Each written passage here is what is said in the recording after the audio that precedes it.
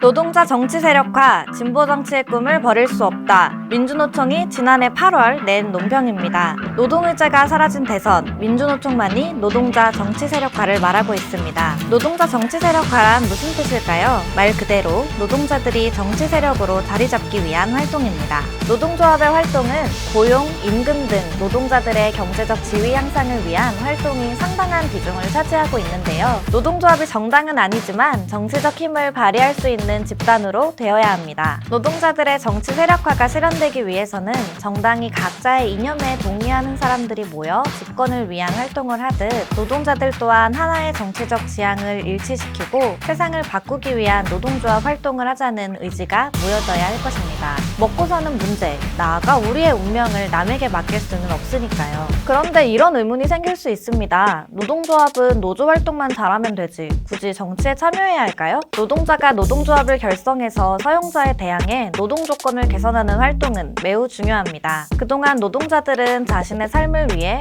구속, 해고, 심지어 목숨까지 던져서 투쟁했고 그 결과 수많은 역사의 전진을 이루었습니다. 그런데 그 과정에서 우리가 깨달은 것은 노동자들의 고용과 노동 조건 등 우리의 삶의 질은 법과 제도로 규정될 수밖에 없고 그것을 만들고 바꾸는 것은 결국 정치의 영역이라는 사실입니다. 노조가 교섭과 투쟁을 통해 임금을 올려도 집값이나 물가가 오르면 의미가 없습니다. 이런 교훈을 통해 민주노총은 노동자 정치 세력화를 조직적 과제로 제기하고 있습니다. 최근 5인 미만 근로기준법 전면 적용만 하더라도 국회의 벽에 막혀 있습니다. 작년에 민주노총이 전태일 3법과 국가보안법 철폐, 차별금지법 등 10만 입법 청원을 했지만 현재 이런 법안들은 다 다루고 있지 않습니다. 노동자의 삶을 이야기하는 정치가 아니기 때문입니다. 그럼 왜 우리는 진보 정치에 나서야 할까요? 해방 이후 지금까지 약 80년간 한국 사회는 자본주의를 옹호하는 두 개의 보수 정당이 이름을 바꾸어가면서 집권해 왔습니다.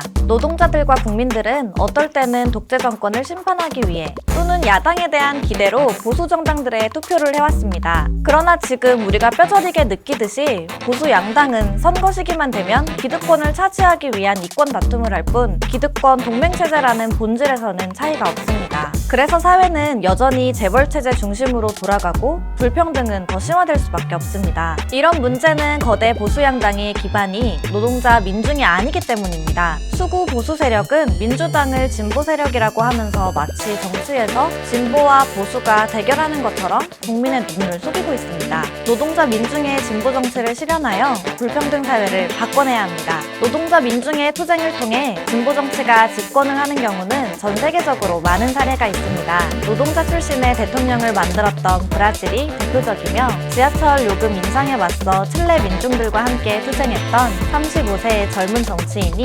2021년 칠레 대선에서 승리, 대통령이 된 것 또한 주요 사례입니다. 민주노총이 노동자가 직접 정치, 진보 정치를 실현해야 할 이유입니다.